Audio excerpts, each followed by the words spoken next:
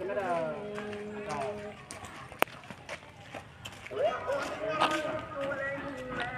Ada mandi pergi. Ada makan. Oke, mantap.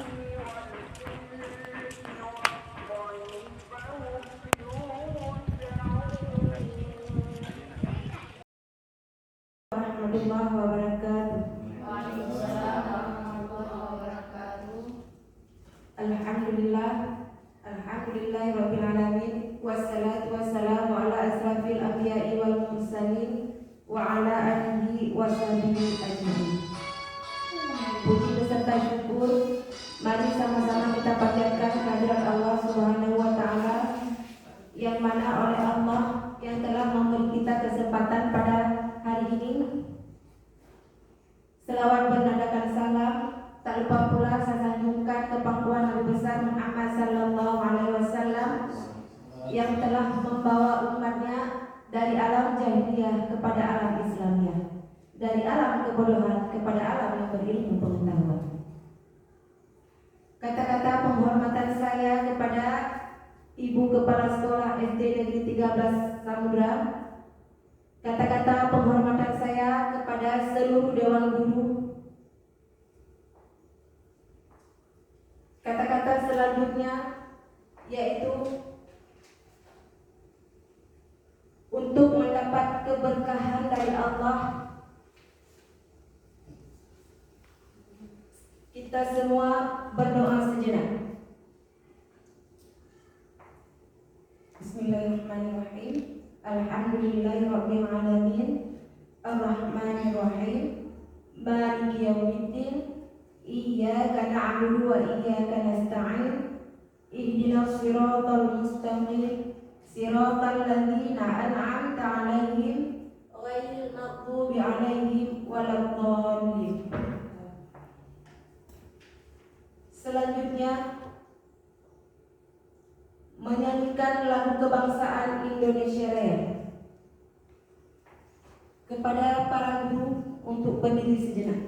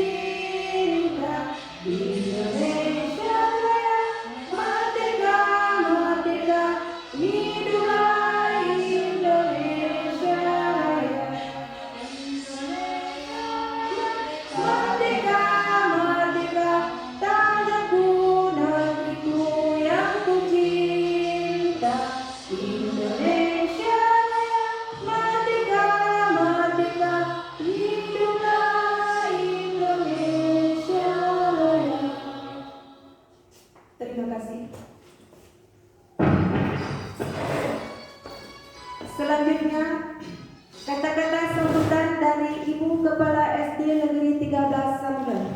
Kepada Ibu kami persilakan dengan segala hormat.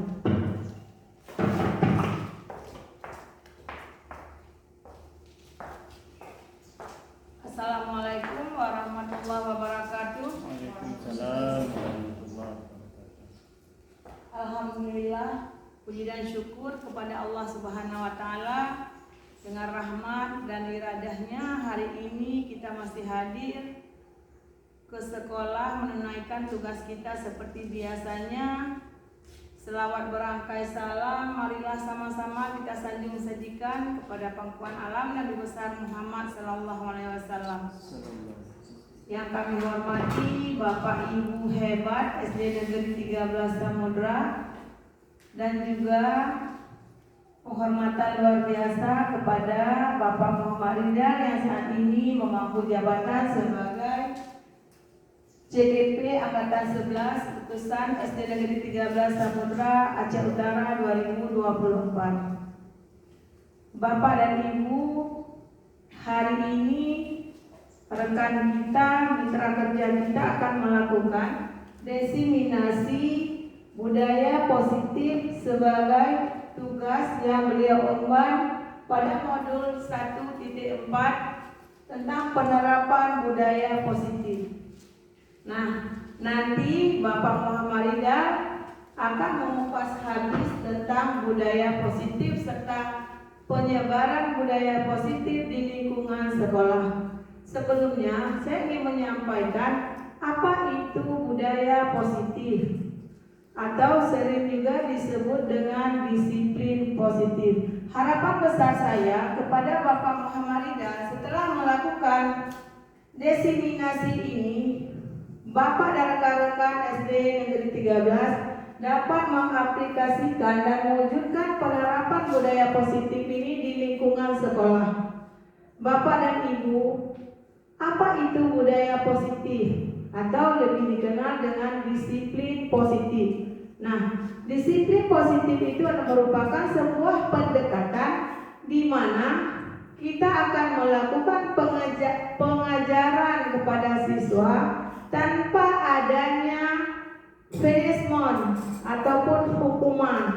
Nah, kita akan melakukan disiplin positif ini, menanamkannya di lingkungan sekolah kita dengan harapan kita dapat menerapkan pengajaran positif sehingga siswa merasa dihargai, merasa dimotivasi tanpa adanya saling menyalahkan dan saling menyudutkan antara satu dengan yang lain.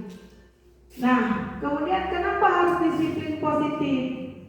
Supaya siswa dapat kembali ke lingkungannya dengan penuh rasa percaya diri.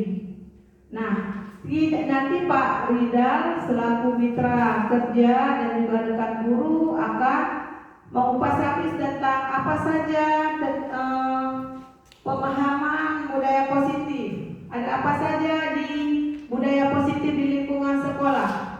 Ke depan kita berharap lewat penerapan ini hal-hal yang mungkin negatif yang selama ini sudah kita lakukan dapat kita tinggalkan. Mari kita mewujudkan pembelajaran berpihak pada murid dengan melakukan penerapan disiplin positif sehingga anak merasa diapresiasi, merasa saat mereka berbuat kesalahan mereka diberi waktu dan ruang untuk memperbaiki diri lebih baik lagi, dan sehingga mereka punya rasa percaya diri yang kuat dalam bersosialisasi dengan rekan guru dan teman-temannya.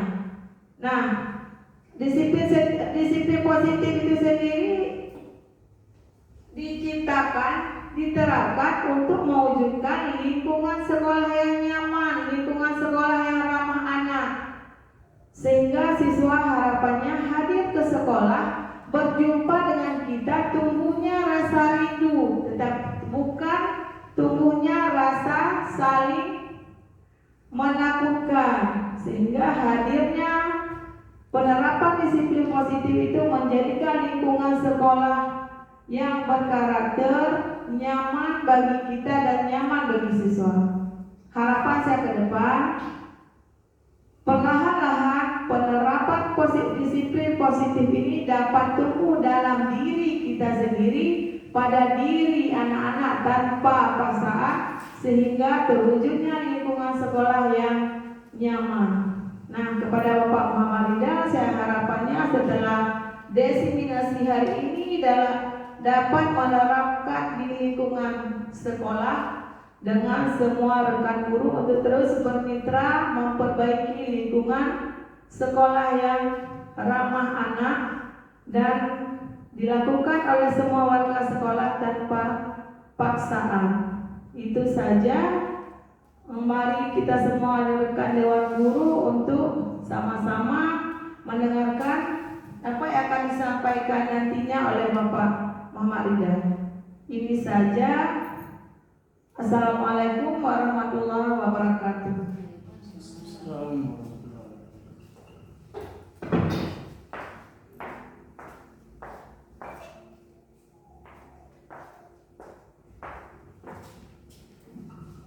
Selanjutnya, pemaparan tentang keyakinan kelas budaya positif yang akan disampaikan oleh Bapak Muhammad Ridal SPD CGP Angkatan 11. Kepada Bapak kita persilakan dengan segala hormat.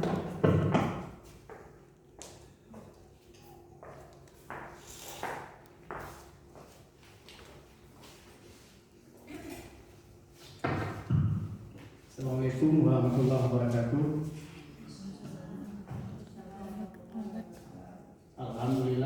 Alhamdulillahirabbil alamin. Wassalatu wassalamu ala asyrafil anbiya'i wal mursalin wa ala alihi wa sahbihi ajmain. Pertama-tama marilah kita mengucapkan puji dan syukur kehadirat Allah Subhanahu wa taala yang telah memberikan kita umur panjang dan kesempatan sehingga bisa berkumpul di ruangan yang sederhana ini. Tak lain tak bukan adalah untuk mendengarkan pemaparan dari saya tentang diskriminasi budaya positif di sekolah.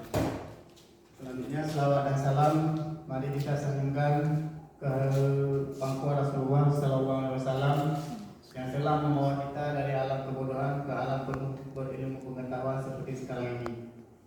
Yang saya hormati Ibu Kepala Sekolah SDN 13 Samudra, yang saya hormati rekan-rekan sejawat, guru-guru hebat semua dari SDN 13 Samudra. Sebelum saya mulai pemaparan ini, terlebih dahulu saya ingin mengucapkan terima kasih banyak kepada Ibu Kepala Sekolah dan rekan-rekan semua yang telah bersedia meluangkan sedikit waktu untuk mendengarkan paparan dari saya. Ini langsung saja, ini ada konsep-konsep inti modul budaya positif. Yang pertama ada perubahan paradigma belajar, yang kedua disiplin positif, yang ketiga kebutuhan dasar manusia, keempat motivasi perilaku manusia, kelima ada posisi kontrol, keenam keyakinan kelas, dan terakhir ada segitiga restitusi. Baik, untuk pertama paradigma belajar, di sini ada dua. Yang pertama pendidikan zaman kolonial Belanda. Pada masa itu rakyat ataupun masyarakat ataupun orang tua kakek-kakek kita dulu hanya diajari berhitung, menulis dan membaca saja. Membaca pun seadanya saja, bukan membaca lebih luas tentang apa yang terjadi di dunia selama itu. Dan itu kepentingan kolonial Belanda. Jadi di luar kepentingan itu tidak diajarkan ataupun tidak diberikan izin oleh pemerintah kolonial Belanda saat itu. Sementara perubahannya ke pendidikan paradigma baru, pendidikan sekarang berpusat pada murid untuk mencapai kebahagiaan lahir dan batin yang setinggi-tingginya. Pembelajaran yang ini ada pendidikan paradigma baru adalah pembelajaran yang berorientasi pada penguatan kompetensi dan pengembangan karakter yang sesuai dengan nilai-nilai Pancasila. Pembelajaran paradigma baru memastikan praktik pembelajaran yang berpusat pada murid, yang mana setiap murid belajar sesuai dengan kebutuhan dan tahap perkembangannya untuk mewujudkan profil pelajar Pancasila. Ini ada simbol profil pelajar Pancasila, ada berdimensi berkebinekaan global, beriman dan bertakwa kepada Tuhan Yang Maha Esa, ada mandiri, ada bergotong royong, kreatif dan berpikiran kritis. Nah, ini mengubah paradigma stimulus respon ke pendekatan teori kontrol. Ini kalau stimulus respon ada realitas ataupun kebutuhan kita sama, ini pernyataannya. Tetapi kalau kita bawa, kita hubungkan dengan teori kontrol, realitas ataupun kebutuhan kita berbeda, nggak akan sama ya. Kemudian semua orang melihat hal yang sama. Di teori kontrol, setiap orang memiliki gambaran yang berbeda. Kita mencoba mengubah orang agar berpandangan sama dengan kita. Sementara di teori kontrol, kita berusaha memahami pandangan orang lain tentang dunia. Terus ada perilaku baru melihat sebagai suatu kesalahan. Di teori kontrol, semua perilaku memiliki tujuan. Orang lain bisa mengontrol saya. Ini di stimulus respon. Sementara di teori kontrol, hanya Anda yang bisa mengontrol diri Anda sendiri. Jadi orang lain tidak bisa mengontrol kita. Begitu juga dengan kita nggak akan bisa mengontrol orang lain, ya. Hanya diri kita sendiri yang bisa mengontrol. Begitu juga dengan orang lain. Habis itu ada pemaksaan, ada pada saat bujukan gagal. Ini di kontrolnya kolaborasi dan konsensus menciptakan pilihan-pilihan baru. Ini ada model berpikir memang menang atau kalah. Kemudian di sebelah kontrol model berpikir dengan apa lagi ini? Langsung ke yang kedua, disiplin positif. Dalam budaya kita, makna kata disiplin dimaknai menjadi sesuatu yang dilakukan seseorang pada orang lain untuk mendapatkan kepatuhan. Sebagai pendidik, tujuan kita adalah menciptakan murid yang memiliki disiplin diri sehingga mereka bisa berperilaku dengan mengacu pada nilai-nilai kebajikan universal dan memiliki motivasi intrinsik bukan ekstrinsik. Ini disiplin positif merupakan salah satu cara penerapan disiplin yang bertujuan untuk menumbuhkan kesadaran anak untuk melakukan sesuatu tanpa hadiah, ancaman maupun hukuman. Jadi ini yang dimaksud dengan disiplin positif. Anak ini melakukan disiplin positif berarti dia tidak mengharapkan hadiah dari kita, ataupun bukan karena ancaman, keterpaksaan, ataupun hukuman. Ini selanjutnya ada nilai-nilai kebajikan. Yang pertama, profil pelajaran Pancasila. Ini mengandung nilai kebajikannya, beriman dan bertakwa kepada Tuhan Yang Maha Esa dan berakhlak mulia, berkebinekaan global, gotong royong, mandiri, kreatif, dan bernilai kritis. Sementara ini ada IBU Premier Years, ada programnya. Ini di bagian ini nilai kebajikan yang dikandung oleh dia: toleransi, rasa hormat, integritas, mandiri, menghargai, antusias, empati, keingin-tahuan, kreativitas, kerjasama, percaya diri, dan komitmen. Terakhir, keterampilan hidup, dapat dipercaya, tulus hati, pendengar yang aktif, tidak merendahkan orang lain, dan memberikan yang terbaik dari diri. Ini selanjutnya ada kebutuhan dasar manusia. Kebutuhan dasar manusia adalah segala sesuatu yang kita lakukan untuk mendapatkan apa yang kita inginkan. Seluruh tindakan yang kita lakukan memiliki tujuan tertentu, dan semua usaha terbaik yang kita lakukan adalah dalam rangka agar kebutuhan dasar kita terpenuhi dengan baik. Ini ada kebutuhan dasarnya, ada step-stepnya, ada bagian-bagiannya. Ini kebutuhan dasar manusia dibagi dalam 5 kategori. Yang pertama ada bertahan hidup, yang kedua kasih sayang dan rasa diterima, penguasaan, kebebasan, kesenangan. Ini kebutuhan dasar ini bagi murid. Ini dia bertahan hidup, contohnya makanan, pakaian, tempat tinggal, keamanan dan kesehatan. Kasih sayang dan rasa diterima. Rasa diterima dipedulikan, berbagi, kerjasama, dan menjadi bagian dalam kelompok. Ada penguasaan, harga diri, keinginan untuk dianggap memimpin, berprestasi, diakui, dan didengar. Kemudian ada kebebasan, di sini ada mandiri, memiliki pilihan, mencoba hal baru dan mampu mengendalikan arah dirinya. Terakhir, kesenangan, contohnya bermain, humor, antusias, dan tertawa. Ini kesemua kebutuhan dasar manusia ini bisa tercermin dari karakter siswa. Misalnya ada siswa matematik misalnya, kita suruh ke depan, dia itu hanya terdiam di depan, nggak mau kerja apa-apa. Habis itu seorang guru menyuruh dia duduk, kamu duduk aja, tapi ke depan hanya bengong-bengong aja. Itu apa yang dia butuhkan? Mungkin dia butuh kasih sayang dan rasa diterima. Mungkin dia yang diharapkan akan kita tanya sama dia, kenapa kamu? Ada masalah apa di rumah? Ataupun ada kendala apa dalam pembelajaran matematika?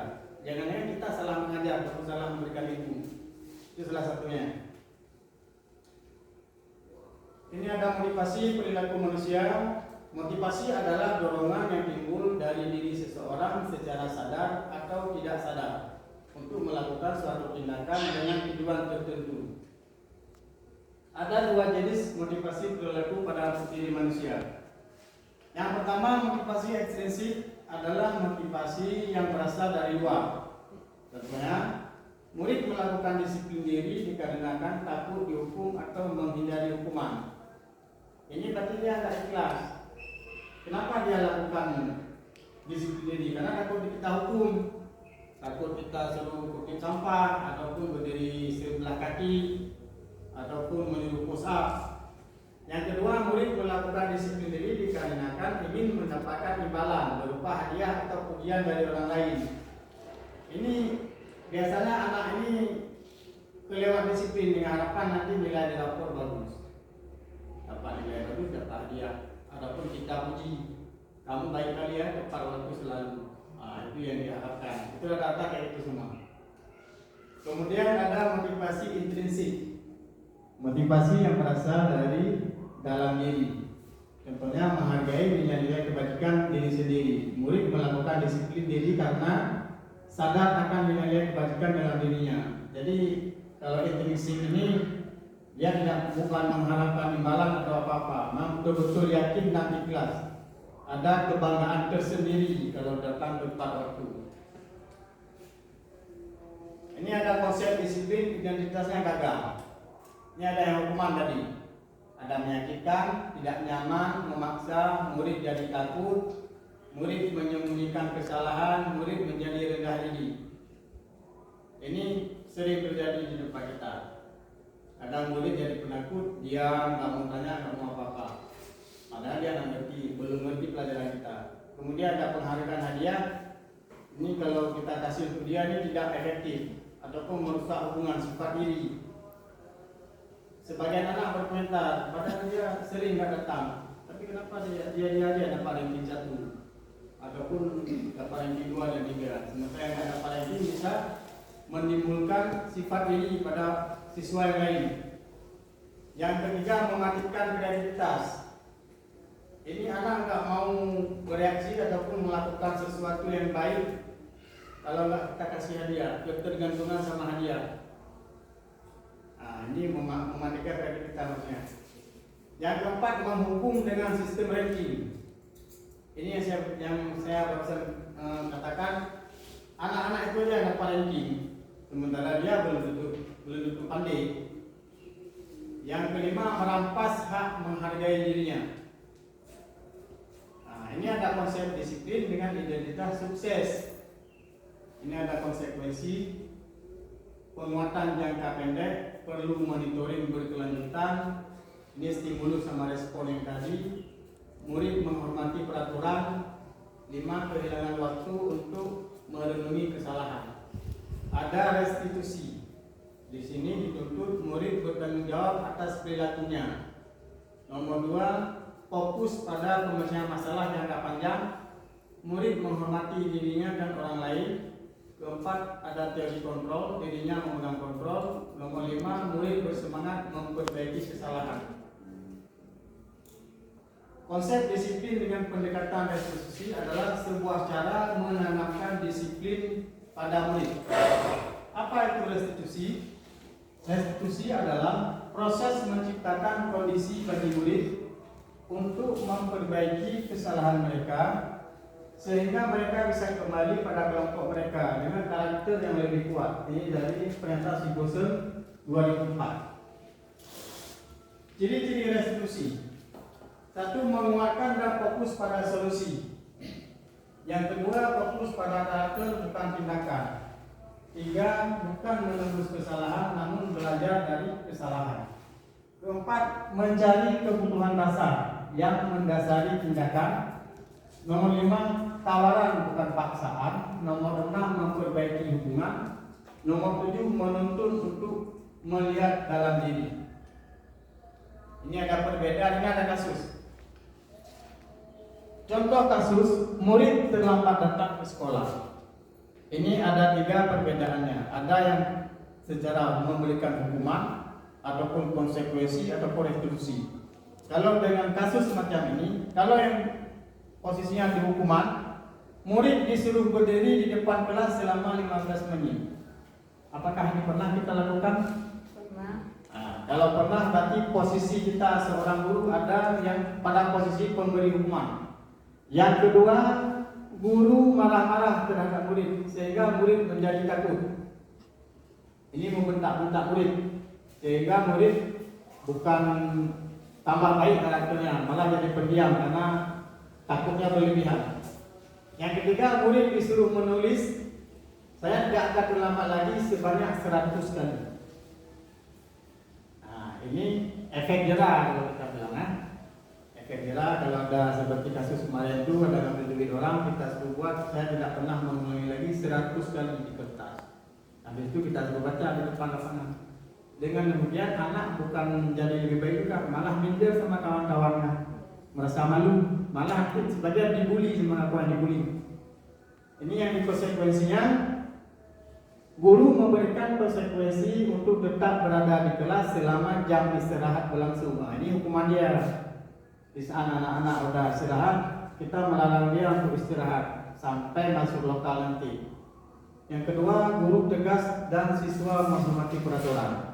Ini biasa. Kalau model restitusi dengan kasus seperti ini, tindakan guru menanyakan keyakinan kelas dan dirinya, kemudian guru membantu siswa menyelesaikan masalahnya. Kita tanya, kalau misalnya dia datang terlambat seperti kasus ini, apa keyakinan kelas dia yang sudah dia langgar? Sebelum ini kita sudah membuat keyakinan kelas dulu, kesepakatan semua murid, malah ditandatangani oleh ketua kelasnya. Ada termasuk mungkin datang sekolah cepat ataupun disiplin, adapun datang ke sekolah tepat waktu. Kalau ini dia sudah melanggar. Sebelum dia langgar ini, sesudah kita buat pernyataan keyakinan kelas, kita ada buat hukuman. Pernyataan hukuman. Di situ misalnya salah satu poin datang tepat waktu. Jadi pertanyaan itu hukumannya, kalau datang tidak tepat waktu, apa konsekuensinya? Apa yang kalian mau ataupun apa yang kalian setujui dengan hukuman apa? Nah, kita review kita interview dulu satu persatu. Kalau dia udah buat begini, baru kita tanya, kalau menurut kamu datang lambat ke sekolah, keyakinan kelas apa yang kamu langgar? Kemudian guru terbuka, siswa menghormati dia dan orang lain. Nah, ini ada posisi kontrol. Ini ada 5 tipe. 5 posisi kontrol guru. 1, penghukum. Yang kedua, pembuat rasa bersalah. Yang ketiga, posisinya sebagai teman. Keempat, pemantau. Terakhir, manajer. Ini posisi ini untuk kita guru dalam menghadapi tingkah laku anak. Ini ada contoh. Murid tidak memakai atribut lengkap saat upacara bendera. Ini yang sering terjadi di tempat kita. Ada yang nggak pakai topi, ada yang nggak pakai dasi, ataupun tali pinggang, ataupun baju keluar. Kalau posisi kita sebagai penghukum, ini kita memberikan ini untuk anak. Patuhi aturan sekolah, kita bentak dia. Lalu berdiri di barisan lain. Kita singkirkan, kita kucilkan dia, kita suruh berdiri sendiri sesama yang melanggar. Kan itu yang sering kan? Anak-anak yang nggak pakai tali pinggang ataupun nggak pakai dasi, coba berdiri sesamanya, biar bisa kita enak kita hukum nanti. Yang kedua, pembuat rasa bersalah. Kita tanya sama anak, berapa kali bapak bilang sama kamu, bapak kecewa sama kamu. Jadi setelah kita mengucapkan saya kecewa sama kamu, anak ini dia masuk kelas melamun, merenungkan kata-kata kita ini. Berarti dengan tingkah saya sudah mengecewakan bapak atau ibu guru atau ibu kepala sekolah.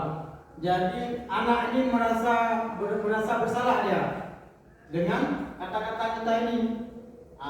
Kalau kita berbicara begini ke anak, menegurnya begini, berarti posisi kita saat itu pembuat merasa bersalah. Untuk siapa? Untuk anak. Yang ketiga ada posisi kita sebagai teman.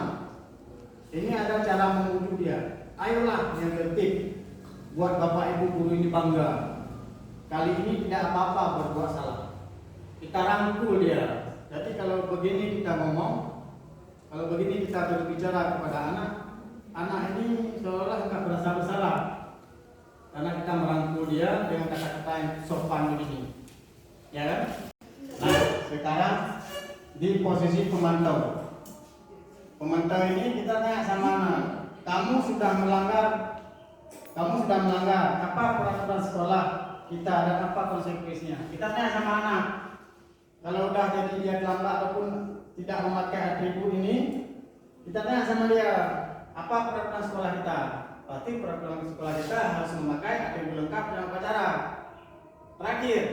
Yang terakhir ini posisi manajer. Di posisi manajer ini, apakah kamu tahu kesalahan kamu? Itu yang kita tanya sama anak.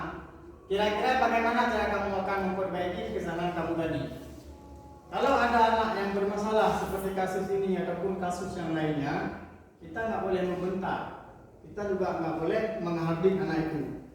Langsung kita tanya sama dia, apa kesalahan kamu? Sudah dijawab sama dia, kita tanya balik sama dia. Kira-kira kamu sudah membuat pelanggaran apa?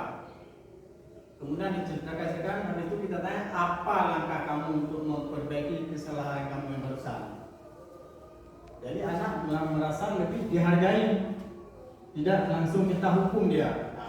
Tapi di antara kelima posisi ini yang paling didamkan sebagai posisi manajer.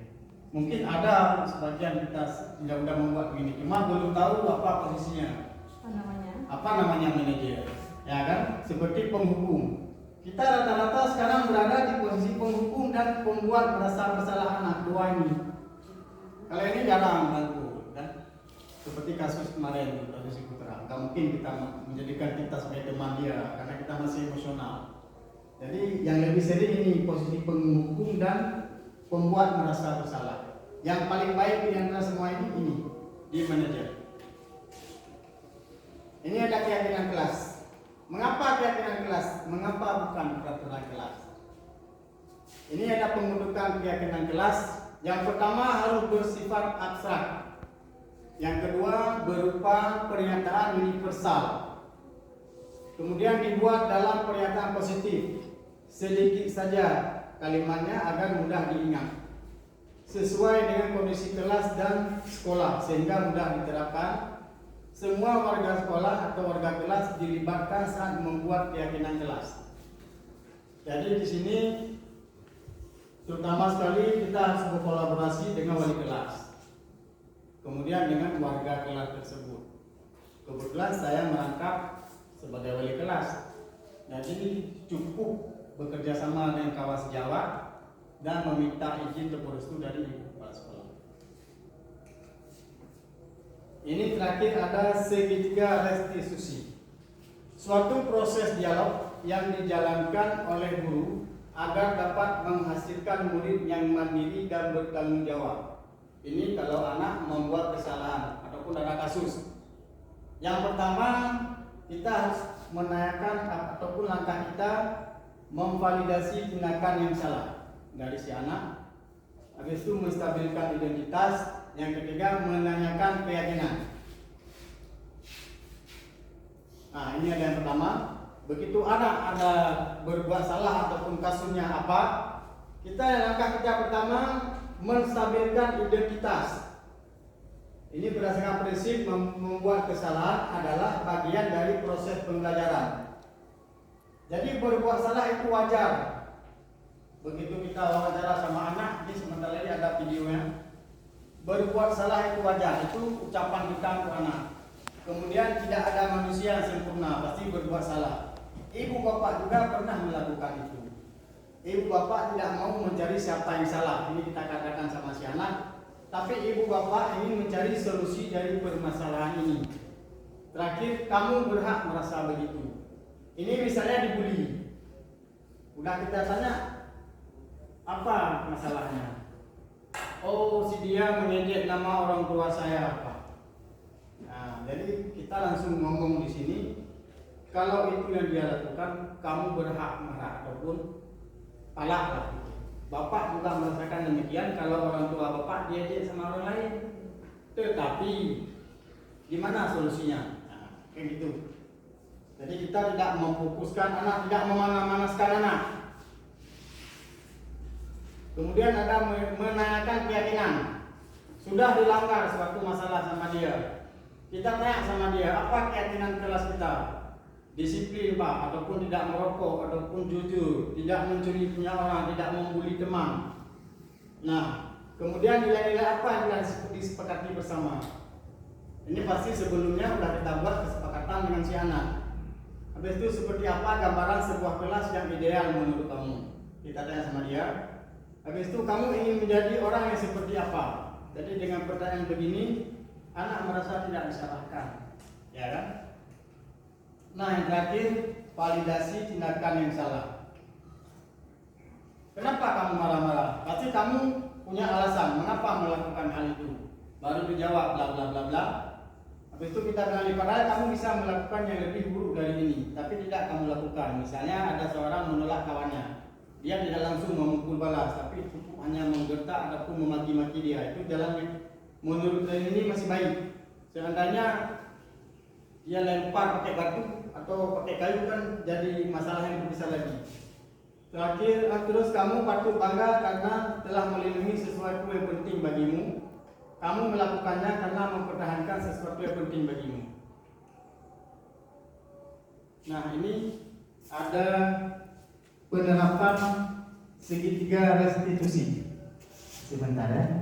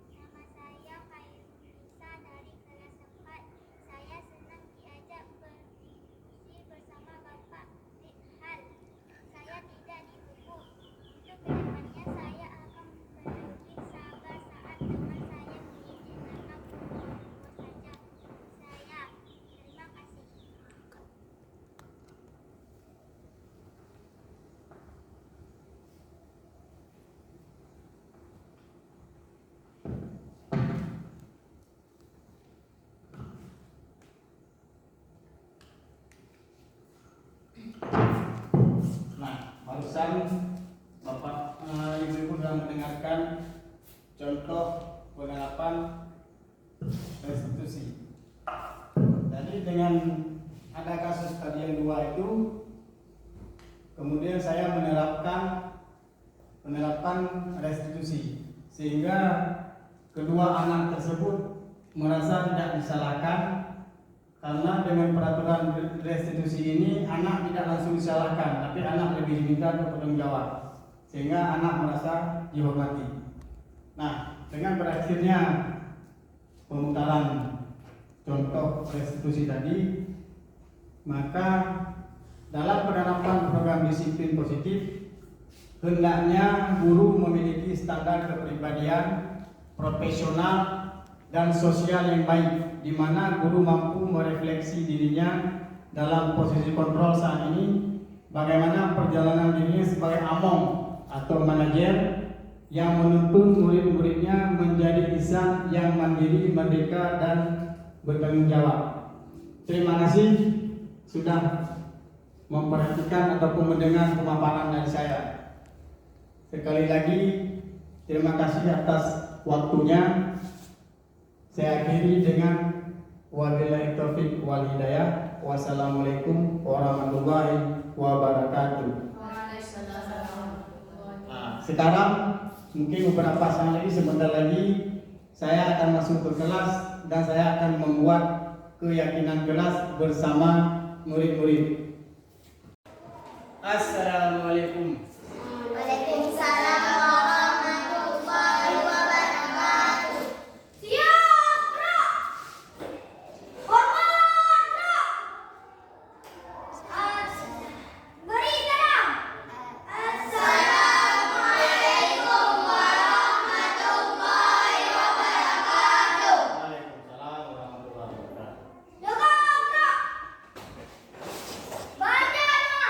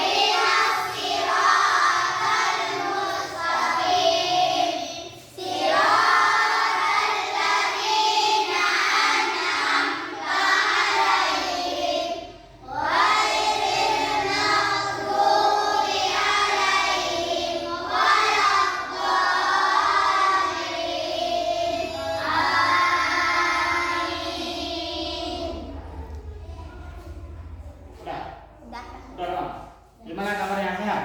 Sehat. Siapa yang datang hari ini? Al-Baisah Nabi. Oke, baik. Ini hari ini lokal dan bersih, sudah cantik. Kalian menyukai nggak kebersihan? Suka. Sekarang kita akan membuat keyakinan kelas dengan berbicara, Pak. Buat keyakinan kelas. Untuk apa kita buat keyakinan kelas? Siapa tahu? Siapa tahu?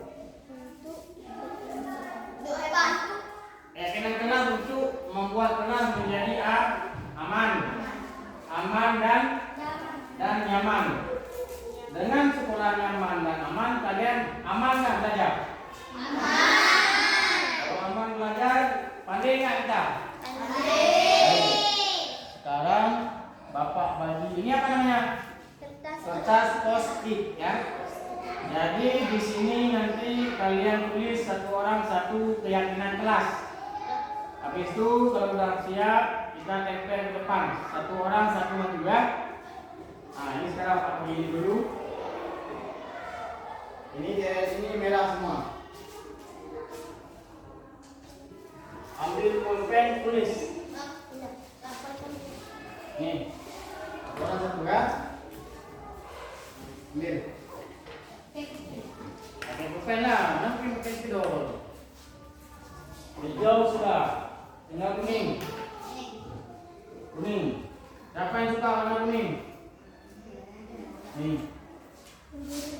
Kali.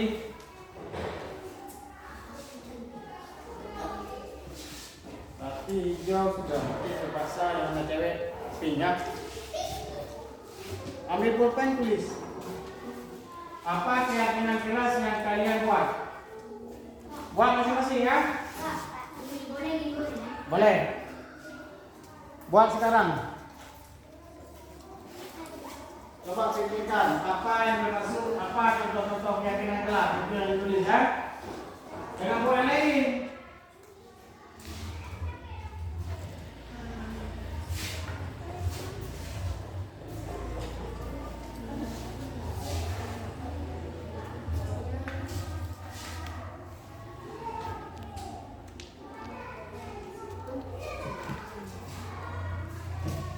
Tadi udah Bapak kasih tahu apa contoh-contohnya, gambarannya apa? Apa yang kalian perlu buat? Terutama dengan lokal.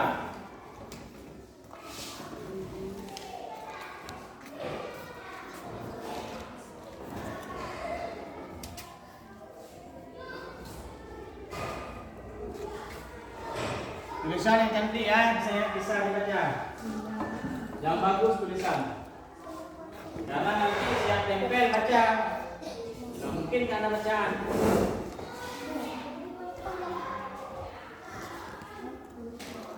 Jangan banyak coret-coret.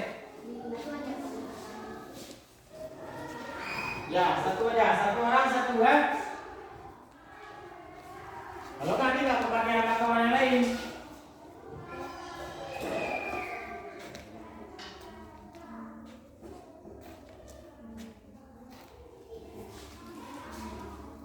Gimana Mirja?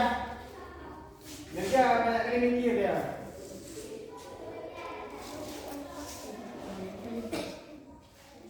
Tulisan cantik ya. Bilkis sudah siap? Bilkis?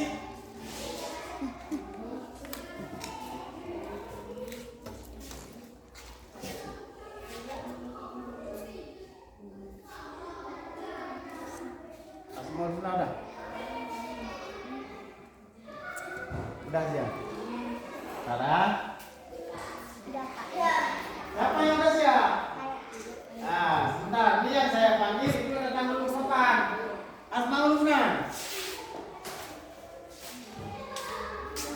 Di sini tempel ya. Oke, apa lagi? Zian dah. Dah, ke depan nak.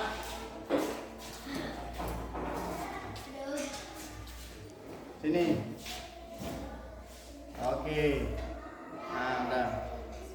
Bilkis sudah. Bilkis sudah. Kalau udah langsung ke depan tempel. Dah, patah. Tunggu dulu Bilkis dulu ya. Patah dulu sini. Di sini patah. Bentar. Tunggu saya panggil. Verify. Tunggu dulu ya, satu-satu ya. Di sini. Oke, siapa lagi? Yang lain warna. Si Putra dulu. Depan Putra. Ini. Dah. Apa lagi yang kuning? Ini. Ini balik. Oke, balik. Udah. Akil. Warna apa? Hijau. Di sini warna hijau. Dah. Bilkis, ini karena warna pink. Dah, apa lagi? Mirja. Mirja warna apa? Ini. Dah, tempel. Dah, Alif. Mana si Alif? Tempel. Dah, apa lagi?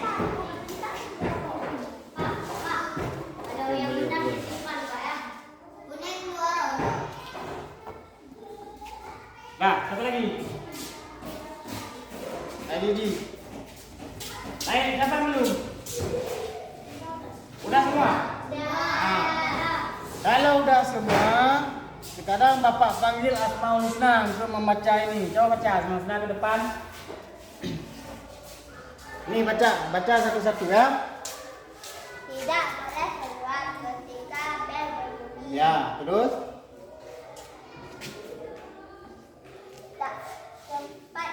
tepat waktu ke sekolah ya.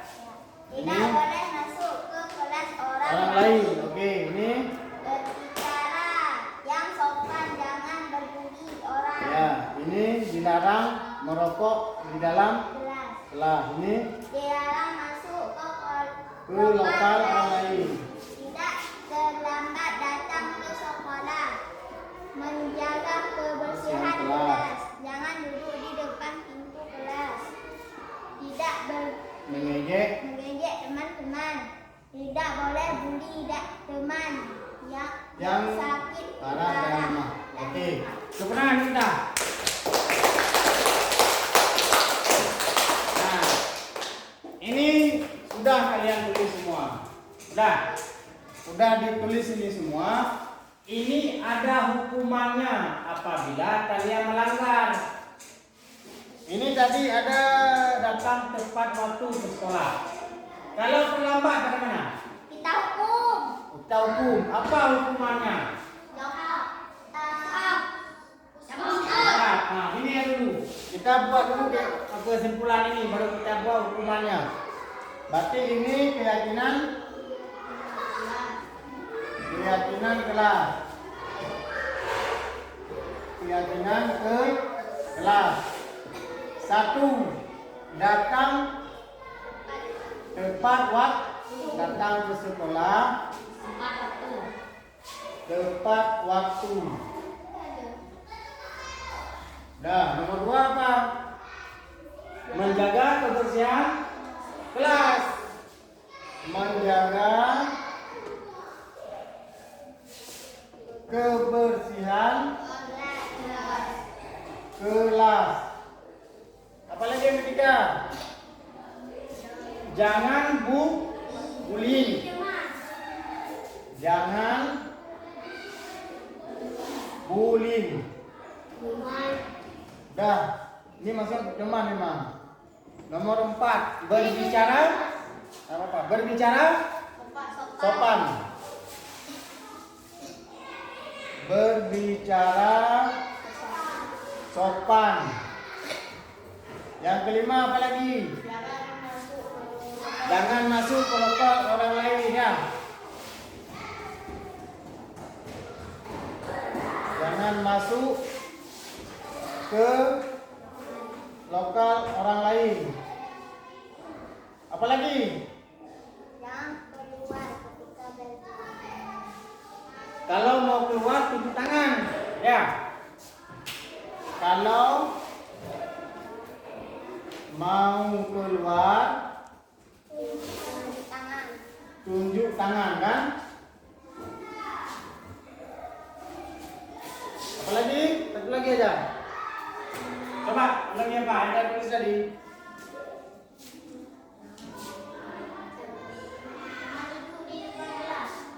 Jangan duduk di depan kelas. Jangan duduk di atas meja. Ya kan? Jadi nanti ada hukumannya nih. Jangan duduk di atas meja. Ah, ini udah. Ini kesepakatan kelas yang kita buat. 1. Datang ke sekolah tepat waktu. 2. Menjaga kebersihan kelas. 3. Jangan bullying. 4. Berbicara sopan. 5. Jangan masuk ke lokal orang lain. 6. Kalau mau keluar tunjuk tangan. 7. Jangan duduk di atas meja. Udah. Ini semua ada konsekuensinya. Artinya kalau dilanggar ini konsekuensi. Nah ini. Nomor 1. Apabila ini dilanggar, apa hukumannya kita berikan? Oke, anak laki-laki bilang push up. Ada yang lain? Oke, ini keyakinan kelas kita udah batu ya, 7 butir. Apabila ini kalian langgar, apa tadi hukumannya? Ada push up. Itu sebenarnya Adiji apa? Mencabut buku. Alif Menyiram bunga. Asmaul husna.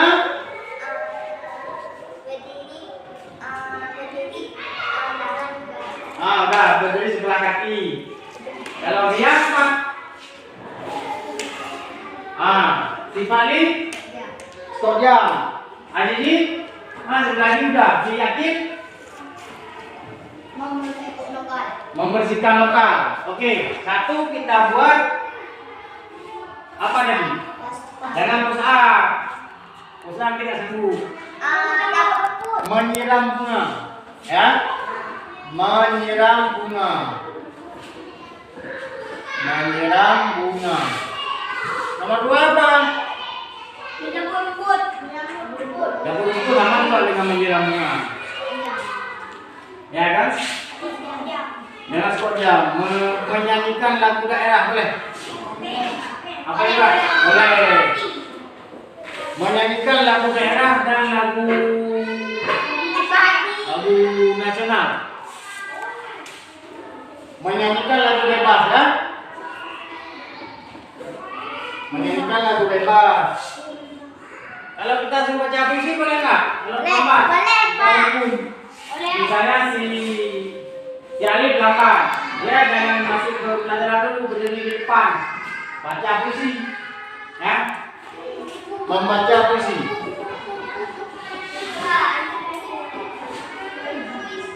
Dah cukup. lagi. Apa?